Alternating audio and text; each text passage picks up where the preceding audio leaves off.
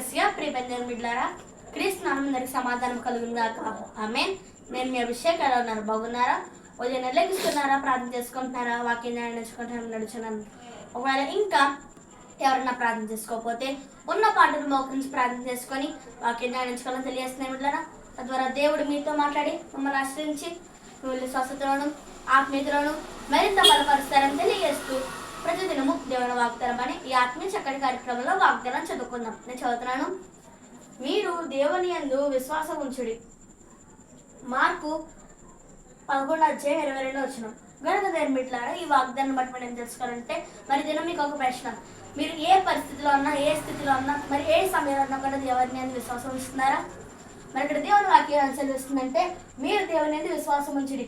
మరి మనం ఎటువంటి పరిస్థితిలో ఉన్నా, ఎటువంటి స్థితిలో ఉన్నా, మరి ఎటువంటి స్థలంలో ఉన్నా, మరి ఏ అవసరంలో ఉన్నా కూడా మరి మన దేవుని యందు విశ్వాసం ఉంచితే మరి దేవుడు మనకు కావాల్సిన అవసరాలను తీరుస్తారు, అలాగే మన రాష్ట్రం ఇస్తారని కూడా తెలియజేస్తామంటారా.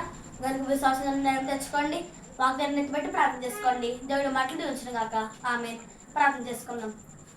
స్తోత్రం మెస్సియా ప్రతిదినము దేవుని వాగ్దానం ఆత్మీయ చక్కటి గారు మాకు ఇచ్చారు. మీ వందనాలు. మీరు మాకు ఇస్తున్న వాగ్దానం, మీరు దేవుని యందు విశ్వాసం ఉంచుడి. ఈ వాగ్దానం అందరి జీవితంలో నెరవేర్చండి.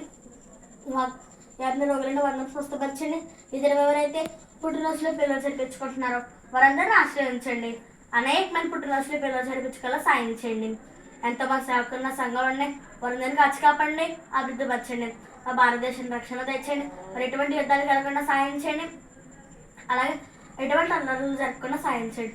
ఇస్రాయేల్ దేశం కాపుదలు తెచ్చండి, మరి యుద్ధాలు కలగకుండా సాయం చేయండి. మరి ఇస్రాయేల్ పట్టణాలు కూడా కాపుదలు తెచ్చండి.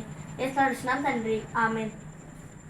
గనుక దేవుని బిడ్డలారా, ఈ వాగ్దానం మీరు పొందుకున్నారు కనుక లైక్ చేయండి, షేర్ చేయండి, సబ్స్క్రైబ్ చేసుకోండి, మంచి మంచి కామెంట్స్ పెట్టండి. దేవుడు మమ్మల్ని నిలుచుగాక. ఆమేన్.